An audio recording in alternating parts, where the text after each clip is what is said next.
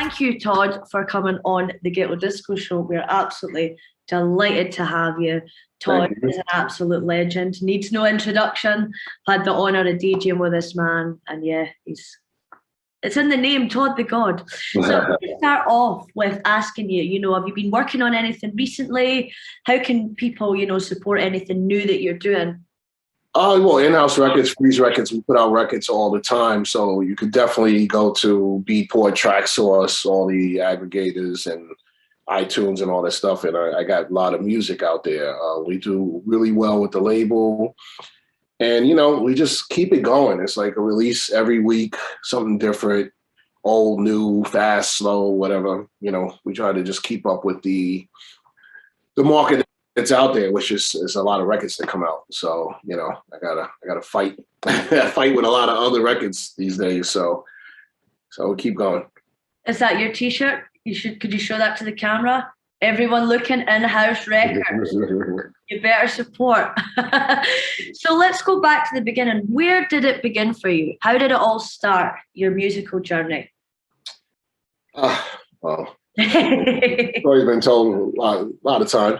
But like I start, friends and I, quick story, a lot of friends was hanging out in my neighborhood, and there used to be this kind of party they used to throw. It was called a bazaar.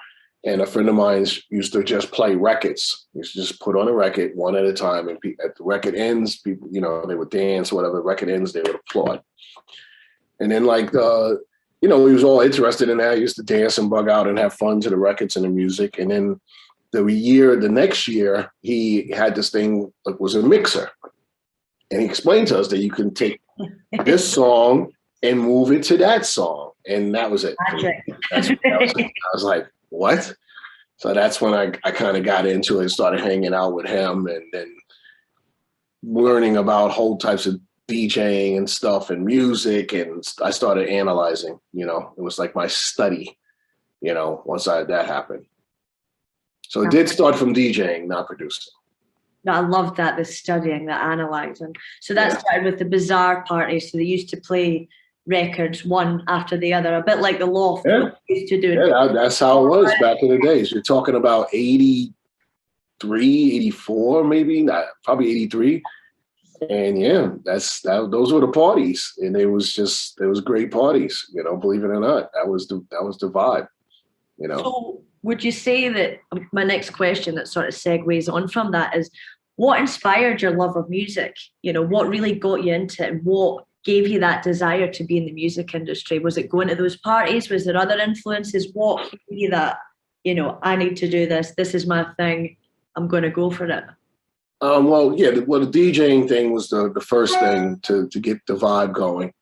And then after that, as I got older, we snuck in this club. We used to get fake IDs. I think we was 16, 17 years old. And we went to this place called Roseland. It was 52nd Street and by Broadway in Manhattan. And we got in, and that's when I got like, I'm going to do this. Like, I'm going to make music, because I was already doing the DJing and the Sweet 16s and the birthday parties and the bar mitzvahs. I was doing all those parties. Like I got known as a DJ pretty fast, like throughout neighborhoods or whatever, because I started doing so many of them. And then, when I got to Roseland is when I really thought about, I got to make music. I got to figure it out. I got to figure out how to do this, whatever I'm hearing here. Because in my mind, if I could make the records, I wouldn't have to DJ as much. So that was it, because I'm going to make a lot of money making records. I don't have to DJ every week for $400, whatever, Do you prefer DJing or making music, or a bit of both? I like DJing. I prefer producing more, of course, but DJing, it kind of gives you the power to make the record in a weird way. But the traveling sucks. So what happens is that it keeps on tearing away from it. If I didn't have to travel and I could just walk across the street to the club every week, we got a deal, but it's just not, it's not like that. So I got trying to figure that out now. Trying to buy the club right across the street from where I live. Man. Yeah, so all over the place. Yeah. So, but sorry. I was just going to say, the club that you went to, what sort of music were they playing? Was it predominantly house music? Was it disco? Was it Everything. Reggae, funk, soul, rap, hip hop, freestyle, club at the time. It was no like house. It was more like club is what I want to call it. It's Larry Levan, D Train, Leroy Burgess, club, Lean Brothers, it's like they had a club thing going on. House came in like a little later. I didn't really know house until like a little later. I knew freestyle and hip hop first. Yeah. So what are some of your best memories and achievement from your career to date?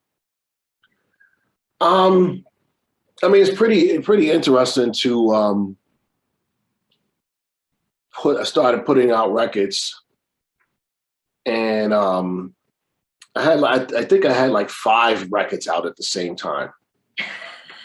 It was just like ridiculous, right? And that was like ridiculous for those times for somebody to have 5 records out on the chart. Incredible. Yeah, it was just like a little incredible. And then I came to I went to some club, and we was outside the door, and we walked up to the door, and we were just standing there. We didn't try to get in with my name or anything like that. And the door guy goes, "You're Tartarian. You're Tartarian." Like, he let us all in. It was just kind of really, and then my friends are looking at me like, what the hell was that shit? Like, what's that all about? I said, well, because I'm doing records. He says, people know you like that from records? I was like, yeah, they're worldwide. I do a lot of interviews and magazines and stuff like that. He goes, nah, you. So that was pretty much like a pretty good time, a good night for me. Like, it's just my friends kind of went, get out of here. You? Wow, bro. We didn't know, we didn't know it was like that. And inside the club, everybody's running up to me for autographs. It was crazy. It's amazing. It was crazy. Yeah. So it was just shocking for my friends to be standing there going, the hell? You're getting in free. Shut up. Right, we're getting right. I got you free. We got free drinks. VIP treatment here. Come on, yeah, enjoy it. The life. This is the life. Let's just rock with it. So this might be a tough question. Out of all the records you've made, do you have a standout record? And if you do have a standout one, can you tell us a bit about the backstory of that record? I know that this is a tough question to ask you. I'm really it's no questions that's tough for me actually. My first map of life was A Day in a Life. That was my first like arrangement to the fullest record. Only thing I wish I did was I wish I put 24 bars of beat in the beginning. But other than that, that was the ultimate arrangement. So follow that pattern and how it built and came back to this breakdown and that to get the guitar playing and the noise and the arrangement. That was probably the best record, uniquely that I did. That it was unique and probably can't be touched, like as far as original styling and all the intricate pieces and the way it sounded, and I think that goes down in history. It's the most unique record for that time. Amazing. Yeah. And I know you've worked with a number of vocalists. Who's a standout vocalist for you that you've worked with? Of course, Martha Wash, Jocelyn Brown. Something going on. Says it all. Yeah, keep on jumping. Those records say it all, and it's great to work with people that can sing, because somehow me writing Something Going On, I know they couldn't see the vision of it, so it was just interesting to get them to sing it, because I know they just didn't want to sing it because it was such a not a song. It was just it's a vibe, it's just a feeling. So it's just like it's not timeless. Yeah, it's not arranged in a song thing. I arrange it like a song, but it's not to say a song. It's a vibe. It's a feeling. There's something going on. Yeah. It's something going on. Whenever I hear it, Yeah. It's just a timeless record. And I mean, even, 50 years from now, people will still be going, my God, that track is That was the tune, yeah. unbelievable. I love it. So yeah, I was just going to say, have you got any future projects? I know you were speaking about in-house records. Tons of them. So many projects I'm working on. It's crazy. Yeah. I don't know. I'm trying to work with Martha and Jocelyn again. We're working on that right now. I have the track. I just got to get their vocals on it. Oh, wow. Yeah, that would be our big surprise for this year if we can get that to happen. But the track, I'm happy with the track. I'm happy with the idea. They just got to sing it. Oh, wow. That's exciting. I mean, more classic than something going on. It will be. I will make it that. I will make it that. Oh, I cannot wait. Orchestrated and craziness. It's getting in the pocket. It's getting there. Oh man, getting there. That's so exciting! Like honestly, I kind of can't wait to make it happen.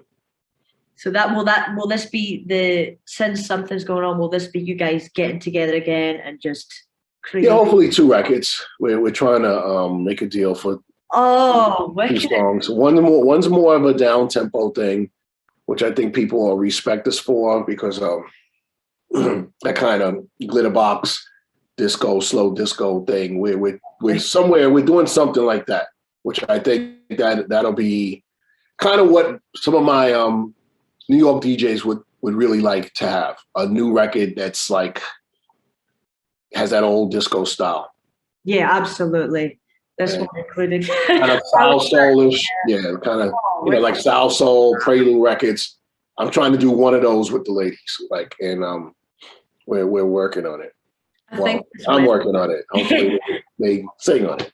And I think as well, showcasing something more down tempo as well will be good for your fans and people out there as well, because we know all the high energy. So it's that side of you as well. Yeah, I haven't did a down tempo single ever. Yeah, so I mean, I think people are going to be damn excited for that. I know I am. And I've just got a couple more questions for you. Yes. So my next one would be, what would your advice be to somebody wanting to start out in the industry? What advice would you give to somebody who's, wanting money? Get some money. Well, because in the age of what it is now, it's all social networking, and it's not how good it's not what you know, it's who you know, and how many fans you got, and what's the numbers to get to the next level. So soon the DJs are going to have to pay to play in the club. That's good. There's going to be the turnaround that's going to really upset things. But that's where it's going to have to go, because the numbers is what's going to sell your crowd. Unless you do your own thing from scratch. Unless you own your own club and just really build it up yourself, and you put out your label, put out your merchandising, and you stick to yourself. So my real best advice to any DJ, anybody upcoming, is start your own thing and stick with it for 10 years. That is solid advice. Just your own thing. No other labels, no other festivals, only do your own festivals. Even if it's 200 people, it's yours. You don't have to cater to nobody. Try to build your own thing as hard as possible. Don't you don't need records with other people. You really don't. You just need to build yourself. I think that's the most powerful way. If I would have stood to myself from the beginning, would have been a different outlook now. Way different outlook. Yeah. So, things are changing. That's the thing. Things have changed a lot. Yep. So it continues to change, sometimes not for the better. So we just have to kind of. Man, the internet messed up a lot of things. It really did. Yeah, it helped make billions in dollars and made a lot of people rich and stuff like that. It brought up that side of it. But as far as music, it's like there's no more taking records to the store and selling them there, and there's no organic touch no more. So it's just like anybody can make a record, and anybody can be a DJ, anybody can do this, anybody can do that. It's quite saturated market. There's quite a lot going on. But no, final question for you, Todd. If you had to go to a desert island, right, and you could only take 3, now it's just 3 records, what would those 3 records be? I couldn't even answer this. My 3 records would be James Brown's Sex Machine. It would be Bet You Won't Hurt Me, Quincy Jones. And my 3rd record that I probably would take with me would be, I don't know, Africa Bambaataa, Planet Rock. Awesome selection. Well, thank you so much for coming on the Ghetto Disco Show. I really do appreciate it.